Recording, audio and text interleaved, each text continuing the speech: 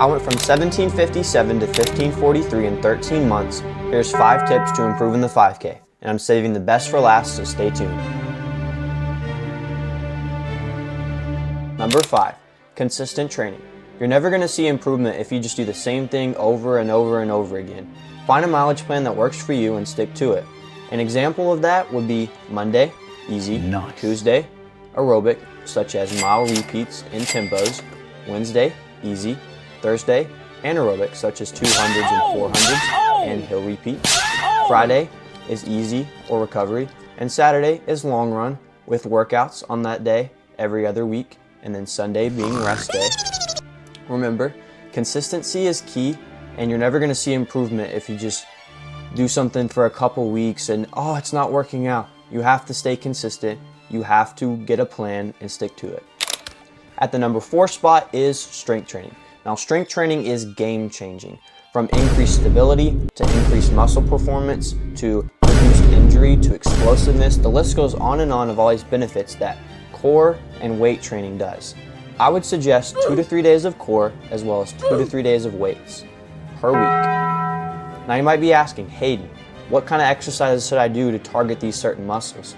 Well, I would suggest planks, push-up variations, dips, lunges, and squats starting out, as well as incorporating other things obviously, but those in my opinion are the main things. At the number 3 spot we have nutrition and recovery. It feels like everybody today is telling you to do these things, but so few people are actually locked into their nutrition and their recovery.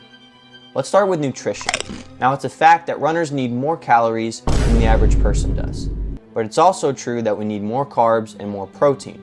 So we need to find these foods that are rich in these nutrients, such as steak, grilled chicken, beans, nuts, and eggs. Oddly enough, I'm allergic to the last 2, so I have to be a little more careful. Hydration is often overlooked as well, but it is absolutely essential. I had to learn this the hard way, but if you do not fuel, you will crash eventually. Some electrolyte products I would suggest would be Liquid IV, Gatorlyte, and Noon. All right, let's talk about recovery. What does muscle recovery mean? Basically, when you exercise, your muscles are strained and it takes time to repair them and to build back stronger. So if you want to have really good workouts, rest efficiently. Which takes us to number 2, rest. Sleep is definitely slept on.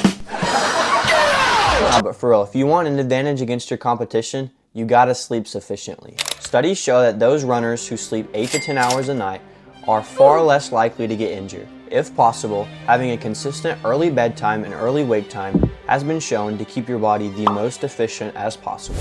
And finally, number 1, higher mileage weeks. This might be a hot take, but I believe that higher mileage weeks are the best way to improve in the 5K. I have done a lot of research on this topic, and I can conclude with confidence that higher mileage weeks are almost always associated with faster times. So Hayden, how many miles a week should you be running?